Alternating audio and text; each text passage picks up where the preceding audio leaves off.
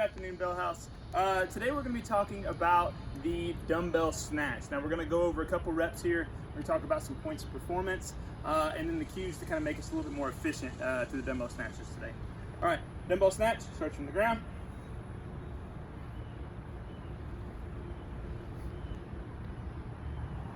Starts from the ground all the way overhead. So we end up with both ends of the bell on the ground, end up at that full extension, full hip extension at the top. So these are alternating dumbbell snatches. So coming from the top, we can either alternate in the air, touching the ground, or we can set it back on the ground and go for the next one. Okay, we're not going to be focusing a lot on the transition today. Instead, we're going to be focusing on are the feet. Are you pressing through the whole foot as we're going through our dumbbell snatch? So when we come to our dumbbell, we want the center of the dumbbell to be somewhere around the knots of our shoelaces. Okay, so if I drew a line between the knots of my shoelaces, that's where the center of the dumbbell is going to be. Okay, when I set up here in sort of a squat position, driving my knees out, not letting my knees kind of cave in a position like this, pressing my knees out, that allows for my full foot to be in contact with the ground.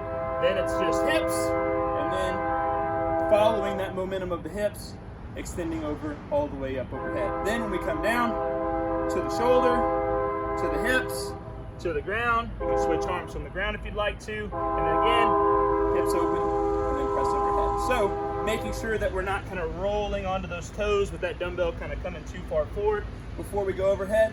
Making sure, sorry, there's a car going by. Making sure that we keep both those heels on the ground, twisting those knees out will kind of help us into that position, okay?